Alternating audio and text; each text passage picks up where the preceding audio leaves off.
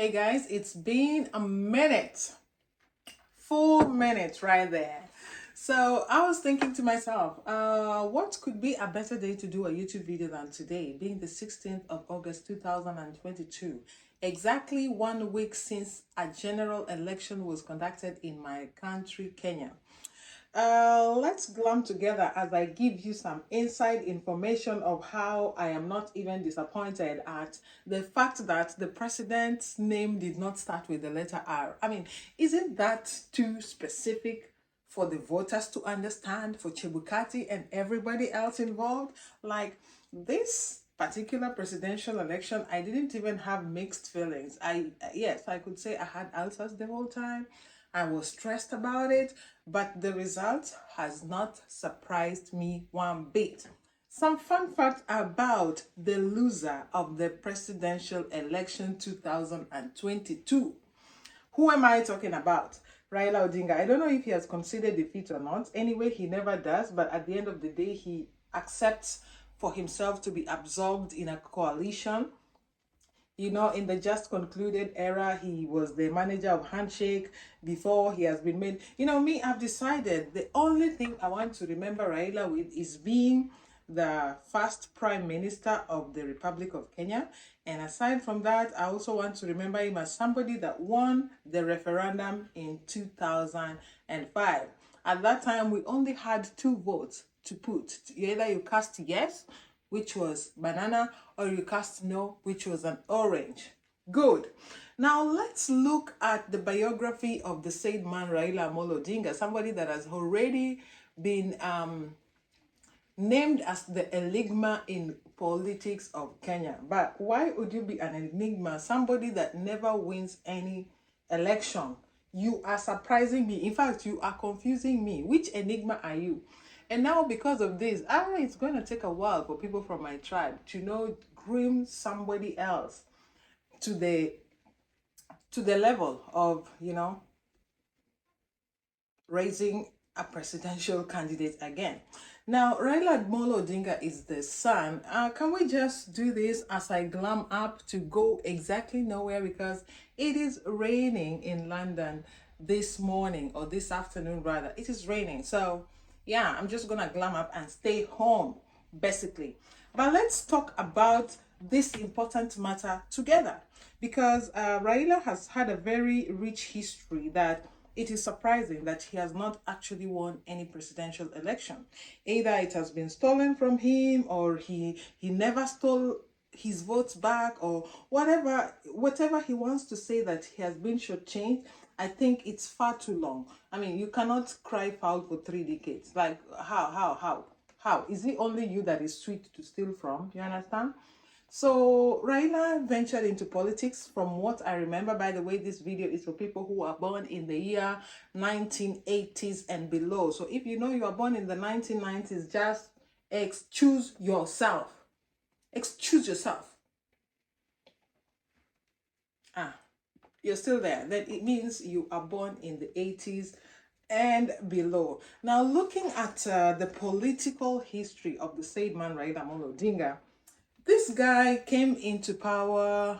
He came into power, I mean, at the public level that I know of, in the year 1992. At that time, he was the member of parliament for Langata constituency.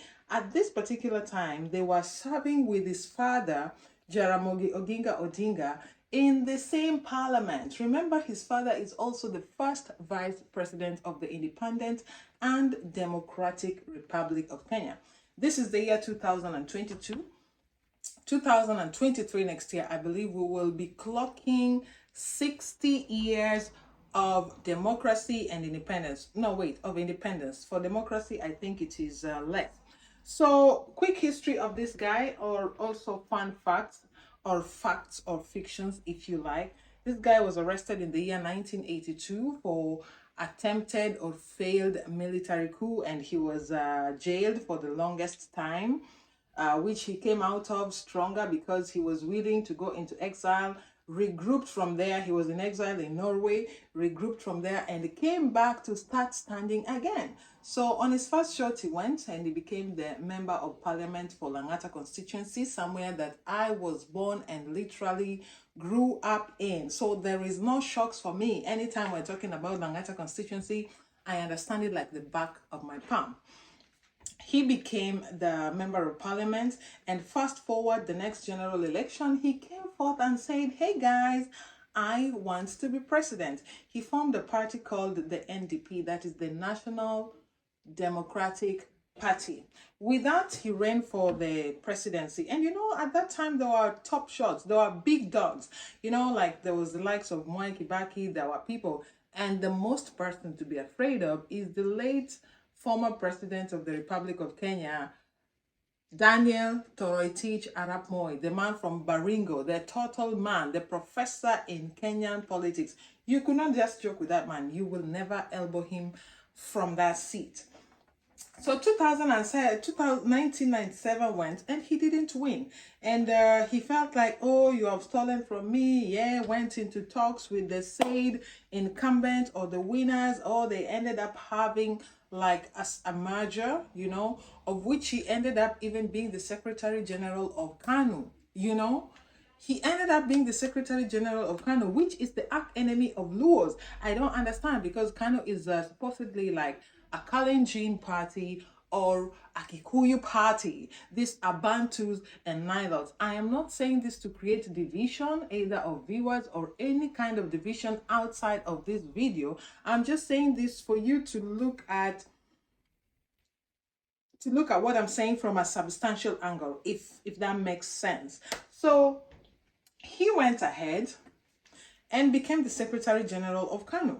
In the year 2002, when he now thought he was going to run for presidency again, being the Secretary General of KANU, guess what? The shocker was that Daniel Toroitich Arap Moi, who was the outgoing president, after serving more than 24 years in the power, he was outgoing. And guess what? Instead of endorsing Raila Odinga, he brought in Uhuru Kenyatta, who is, by the way, the son of the first president of Kenya, Jomo Kenyatta, Mzee Jomo Kenyatta. So we felt like maybe he was just, completing a covenant that they had together, that, hey, I'm giving you power and make sure it stays in line. Make sure it stays in this lineage. It doesn't go outside of this. Now, when he brought in Uhuru Kenyatta, Raila went like, I thought it was going to be me. He went and spoke to a few people, and there were a lot of people who were desperate to remove this regime from power. So the likes of Stephen Kalonzo Musyoka, Musalia Mudavadi, Raila Odinga, Charity Kalokungilu. If you see the names I mentioned, everyone is like a main person from wherever they're coming from. It's now a regional thing. They all came in together and say, you know what? We are getting this power no matter what. So they gave to who? Mwai Kibaki. Guess what? It went back to Kikuyu land. And now getting it back from there is going to be a little bit of difficulty. Now, Mwai Kibaki came into power in 2002, stayed there. The thing was handed to him because this guy actually had a road accident during the times of campaign, and Raila relentlessly campaigned for him and handed over the power to him. He was sworn in on a wheelchair. I was there. The man was sworn in on a wheelchair. The entire campaign was done while he's on hospital bed, nursing injuries, and God helped him that he came out of it strong.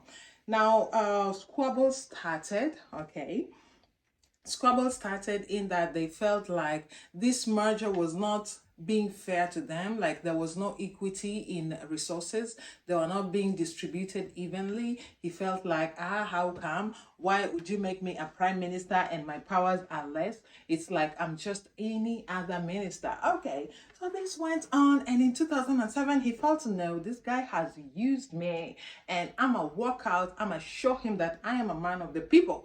So in the year 2007, guess what? He walked out with a few others who were his faithfuls, who are his loyals, who are his subjects. I'm talking the likes of Najib Balala. At that time, there is nothing you'd say about Raila that Najib Balala would accept. Oh, who are you? Who the hell are you? Now, in 2007, guess what? Everybody knows that is when the post-election violence came through, because it was Moi Kibaki, Raila Odinga. Moi Kibaki, Raila Odinga. It lasted far much more than this. The man Chebukati is even stronger. Back then, we had one called Samuel Kivuitu. That guy was a weakling. Was a weakling, you know. Even people hated him, people celebrated on his death, but that's not the point that I'm trying to drive right now. What I'm trying to make you understand, that this particular election brought in the first time in history political violence, of which we ended up with hundreds of thousands of internal displacement of Kenyans, and some people have not recovered from that up until date, 15 years later. Me, I witnessed it. I survived it by a margin. I survived all those, you know, the GSU being everywhere. But we survived it. Moving forward, 2012. 2012, I don't remember what happened there again. The man did not again become president. Abba. Now, Uhuru Kenyatta came in and took it over. And you know the way it's difficult to unseat a current president. It is very, very, very difficult in the Africa that we know to unseat an incumbent. It's not easy. In 2012, the guy now took it. It is that 2012 that he came with something called CORD. That is coalition of something, something, something. In 2002, when he brought in Mwai Kibaki, it was NAC. National Rainbow Coalition or Rainbow Alliance. So every 5 years he comes up with one funny name. Before even people get used to what's going on, he has given them another name. Wait, don't be in a hurry to leave the video. The names are even getting better. Now, which year are we in? 2012. It's now called We Lost Again. As you can see, we lost again. 2017 came, we said now we are coming back strong. And remember, Uhuru Kenyatta is vying for presidency again. And they said that now the maximum term is 2 terms. So every president goes there knowing that I'm going to be seated for the next 10 years. So they have already projected themselves in terms of what development they're going to allocate for people, how they're going to distribute resources, how they are going to make themselves rich, how they are going to have money in offshore accounts, of which most of these European countries that we are sitting in right now, they are developed with our own money because our own politicians are keeping millions here. These millions are in circulation here. They are building here. Africa is dying with poverty. Anyway, that is topic for another day. 2017 now, he lost again. At this time now, he has come with something called NASA. I remember dancing, NASA. Where did it go?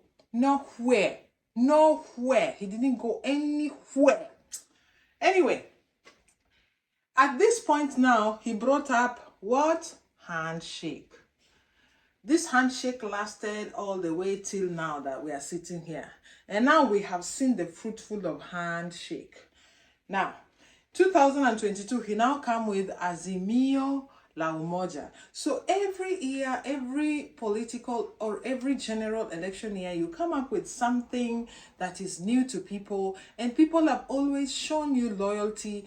All your rallies are always full. You have not been harassed like your candidates. I mean, even if they're stealing from you, haven't you learned a thing or two about stealing?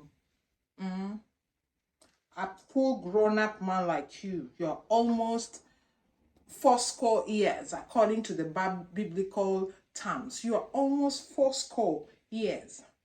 Haven't you learned how to thief? You not be saint, my friend. You not be saint. So why can't you just man up and steal the election? And now it's too late. Looking at the Luo political acumen. We don't have it. We don't have it now. Why should we pretend to ourselves and say that we have any acumen? No, we don't have. And it's going to take a while to groom somebody else to rise up to that level that William Samoei Ruto has risen to. You know, this man has not given us anything except wheelbarrows and stuff like that. Yes, we know where he's coming from. They're pastoralists, they're farmers, they're all that. So yes, I think wheelbarrows are going to be very necessary, especially if you are not embracing technology, if you are not going to bring in tractors for for farming. If you're not going to embrace technology, just settle in with the wheelbarrow that you have selected. And now there's going to be a lot of wheelbarrows to carry everything literally. If you are a pregnant woman going to the hospital, be ready to be carried by a wheelbarrow to the hospital instead of ambulance. This man is not embracing technology. He is an inborn farmer, and you cannot bring out the farming from him. So I am happy that he has this idea, or he has this ambition that has manifested to being doing the top job in the country. I am literally happy for him, but I am equally disappointed that we ended up just being anybody's as Luo. We just ended up being the people that can be ridiculed. We literally ended up being, you know what? This video is finished.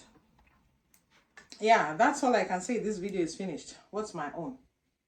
I'm going to stay here. We will come and kill ourselves for somebody that doesn't even want power in the first place. I mean, why can you be losing this much? I mean, how unlucky can you be? Yet you have lived all these years. You should know better. And then get out. I'm not even surprised that you lost anyway. Whoever wants to fight me, I am inside my house. You should come. I'm gonna get out. The video don't finish, or I should come and close it from there. Okay.